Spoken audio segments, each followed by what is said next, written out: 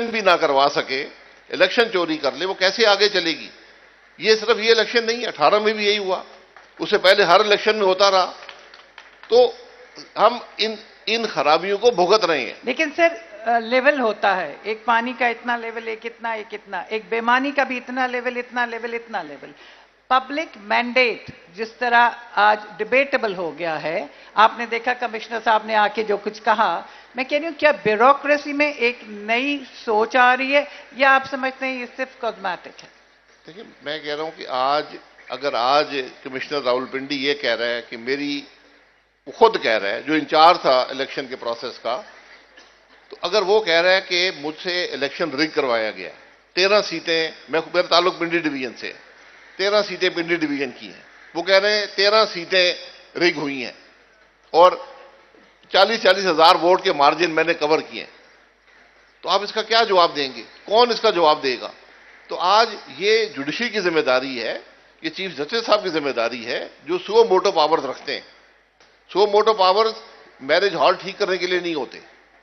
Suo motu powers जो है ये अफसरों को दबाने के लिए नहीं होते, ये इस मौके के लिए होते हैं कि आज इस सारे इलेक्शन कमिश्नर को बुलाएं, पूछें भाई क्या हुआ, चीफ इलेक्शन कमिश्नर को क्या हुआ मुल्क के अंदर। ये एक सेक्रेड जिम्मेवारी होती है इलेक्शन करवाना, क्योंकि सारे निजाम की बुनियाद उस इलेक्शन पे होती है।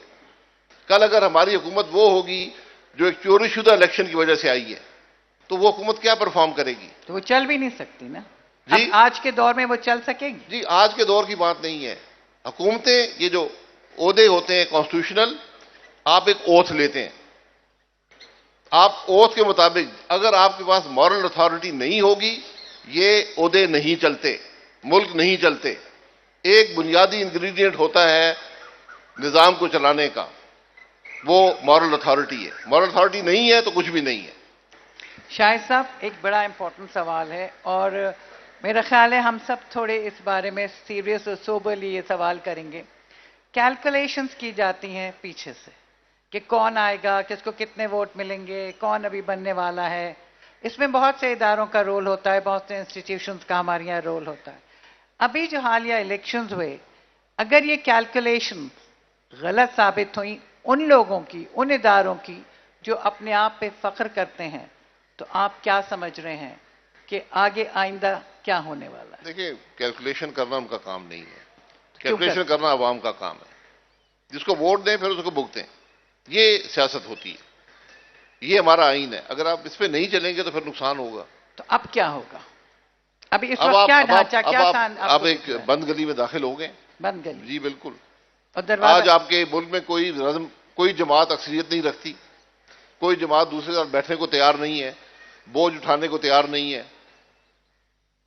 परसेप्शन ये है, आज के कमिश्नर वाली बात के बाद क्या गुंजाइश रह गई है? परसेप्शन ये हुआ आ गया है कि इलेक्शन चोरी हो गया। सो ऑप्शन क्या है? अगला नया कोई इलेक्शन, कोई कंसेंसस गवर्नमेंट या फिर मार्शल लॉ?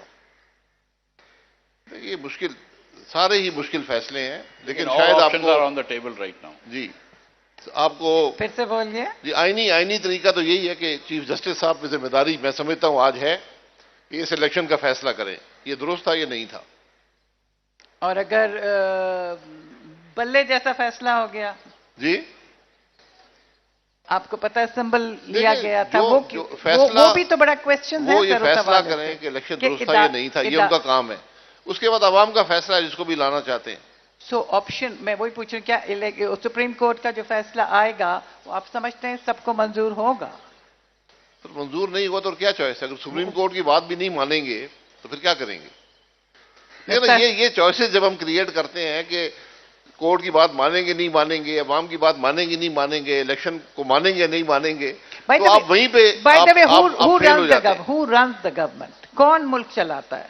देखिए, मुल्क आप मैंने हमेशा कहा है कि हमारा मुल्क मुकम्मल तौर पे आइन के मुताबिक नहीं चलता। ये एक हकीकत है, लंबे अरसा मार्शाल्लाह का रहा है, एक असर है एस्टेब्लिशमेंट का आपके मामलात में। लेकिन वो उस असर को अगर हम मुस्बत तरीके से इस्तेमाल करें, मुस्बत हालात के मुताबिक रखें, तो फिर मामला आगे चलता है और वक्त के साथ ये चीजें, इनका असर जायल हो जाता है। पूरी दुनिया में ये तजर्बा हुआ। हम बदकिस्मती से ना सियासी निज़ाम ला सके, बार बार माशाल्लाह के पीरियड आते गए, फिर ये हाइब्रिड निज़ाम हमने शुरू कर दिया 2018 में। ये तमाम फेलियर्स हैं। तो एक दफ़ा आइन पर आ जाएं तो शायद कुछ बेहतरी आपको मिल जाए। मिफ्ता साहब, हर सूरज गुरूब होने के बाद एक नई सुबह तुलू होती है। क्या इस वक्त जो डार्कनेस आपको दिख रही है, जो गैर यकीनी सूरत हाल दिख रही है, आप समझते हैं कि इससे बहुत से सबक हासिल किए जाते हैं? मैं सवाल लूंगी लेकिन आपसे इस नहीं, हबीब जावेद साहब ने क्या कहा था 70 में, आपको याद है? पर तुम्हें घुमा के रास्ता कट रहा है, मुझे यकीन की मंजिल खो रहे हो। ये हकीकत है, आज भी यही हकीकत है कि ये हम वक्त नहीं गुजार सकते, हमें मंजिल को ढूंढना है, उसकी तरफ देखें। ये अपने इक़्तिदार को मत देखें, कुछ नहीं देगा। मिफ्ता साहब, शायद अब्बासी साहब, मुझसे कुछ लोगों ने कहा था आपसे एक सवाल करूं जो कि इस वक्त रेलेवेंट भी है और नहीं भी। उन्होंने कहा था शायद साहब as a prime minister Pakistan International Airlines को नहीं उस तरह कर सके जैसी अपनी प्राइवेट एयरलाइन को किया था, तो आपको मुश्किलात कहां पेश आई? देखिए, मैं गुजारिश कर दूं, मैंने पीआईए भी चलाई है और मैंने 97 में भी कहा था कि ये इदारा गवर्नमेंट सेक्टर में नहीं चल सकता। हमने हर इंडस्ट्री प्राइवेटाइज कर दी, बैंक प्राइवेटाइज कर दिए, हर चीज दुनिया की प्राइवेटाइज कर दी। आप एयरलाइन नहीं रख सकते। बदकिस्मती से हमारे जो वज़ीर-ए-आज़म होते हैं उनको शौक होता है पीआईए को चलाने का और ठीक करने का। ये ठीक नहीं हो सकती, इसको प्राइवेटाइज करना पड़ेगा। और जो पिछली हमारी हुकूमत आई 2013 में, तो उसमें पहली मीटिंग जो हुई वो पीआईए पे थी और मैंने उस वक्त भी, मुझे उन्होंने बुला लिया, मैंने कहा जी मेरा कॉन्फ्लिक्ट ऑफ इंटरेस्ट नहीं। उन्होंने कहा आप मशवरा दे दें। मैंने कहा जी इसको प्राइवेटाइज कर दें जितनी जल्दी हो सके, वरना ये आपको $1 मिलियन योमिया का ये शौक पूरा करना पड़ेगा। और हमारे जो 5 साल रहे और आज भी जितना अरसा गुजरा है, हर रोज पीआईए $1 मिलियन का खसारा करता है। ये आप अफोर्ड नहीं कर सकते। प्राइवेट सेक्टर की एयरलाइन थी, मैं सियासत में नहीं था। 2002 में भी एक इलेक्शन हुए, वहां भी हमें हरा दिया गया। उसके बाद एक मौका था, वो बन गई, आज चल रही है, पब्लिक लिमिटेड कंपनी है और लोगों को रोजगार भी देती है, काम भी करती है। चलें, हम आवाम से सवाल लेते हैं। माइक किसके पास है? जी, आप सवाल कर लें। Hi, my name is Sulaiman. Reforming can only take place by improving government. ठीक है? We see government employees who stand up, either as directors or part of specific companies. They continuously indulge in misgovernance and nothing happens to them. So my question is, why can't they be sacked immediately, and only then will governance improve? And why do they behave as pharaohs when they and politicians don't do anything about it? Thank you. Okay, please give the mic to the gentleman standing at your back, and then I'll bring the mic on the right side. Shahid साहब आपने और मिफ्ता साहब आपने दोनों ने जिक्र किया कि कंसेंसस के साथ चीज करनी चाहिए, तो क्या ये मुमकिन है कोई कंसेंसस के साथ PTI, PMLN, Peoples Party, everyone सब एक साथ एक कैबिनेट में बैठ जाएं और कंसेंसस के साथ गवर्नमेंट चला लें? क्या ये मुमकिन है? शाहिद साहब जवाब दे दें आप कंसेंसस का, फिर मिस गवर्नेंस का। लीडरशिप का यही काम होता है कि नामुमकिन को मुमकिन बनाए। मुमकिन की बात मैं जरूरत की बात करूंगा, इसकी जरूरत है और कोई रास्ता नहीं है। ये बात आज समझने की है, मियां साहब के लिए भी, इमरान खान साहब के लिए भी, जरदारी साहब के लिए भी और बाकी सब के लिए भी, कि उनके पास कोई रास्ता नहीं है। आज आप मुल्क की सारी सीटें इनमें से किसी एक शख्स को दे दें, कुछ नहीं कर सकेगा। इस बात का एहसास उनको होना चाहिए। अक्ले कुल अगर कोई समझता है तो उसको कौन वो नहीं है। देखिए, सब हुकूमत कर चुके हैं ना। हाँ। क्या किया उन्होंने? इमरान खान साहब 3 साल 8 महीने हुकूमत करके गए, एक फैसला बता दें मुझे।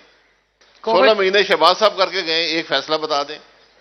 आप इस तरह हुकूमत वक्त नहीं गुजार सकते। ये कैपेसिटी उनमें नहीं है नए फैसले करने की, या हालात मजबूर करते हैं? देखिए, कैपेसिटी निजाम में नहीं है ना। जब आप निजाम का हिस्सा होंगे तो मामला नहीं चलता, तो नहीं चल रहा। अच्छा, उस बच्चे का सवाल था कि वो लोग जो गलत फैसले करते हैं ब्यूरोक्रेसी में इधर उधर, उन्हें सैक क्यों नहीं कर सकते, या फौरन ओएसडी के अलावा? ब्यूरोक्रेसी कोई गलत फैसला नहीं करती, क्योंकि नैब मौजूद है। नैब की मौजूदगी में ब्यूरोक्रेसी कोई फैसला करती ही नहीं है। इसलिए मैं आज सुबह भी, मेरा जितना तजर्बा नैब का पाकिस्तान में किसी का नहीं है, 13 साल अदालतों में गुजारे हैं, 3 साल जेल में गुजारे हैं, तो आज सुबह भी मैं नैब की पेशी में भुगत के आया हूं। तो जब तक नैब रहेगा कोई ब्यूरोक्रेट फैसला नहीं करेगा। जी हाँ। नहीं, मैं गुजारिश करता हूं, उन्होंने बात बिल्कुल दुरुस्त की है। हम हुकूमत में जब होते हैं तो जो इस मुल्क में इन्वेस्टर है, जो काम करता है, आप यकीन करें उसको ब्यूरोक्रेट भी और सियासतदान भी समझता है ये चोर है। जब वो आपके दफ्तर में आता है आप उसको चोर समझते हैं। तो जो आज आपकी सबसे बड़ी मुश्किल क्या है कि आपके अपने लोग मुल्क में इन्वेस्ट नहीं कर रहे। अगर आपका अपना आदमी मुल्क में इन्वेस्ट नहीं करेगा, बाहर का कैसे करेगा? तो आपने फैसिलिटेट करना है इन्वेस्टमेंट को। आप किसी को चोर नहीं कह सकते। आप अगर किसी ने चोरी की है तो उसको पकड़ें, लेकिन एक रवैया जो है वो बड़ा खराब है इस मामले में।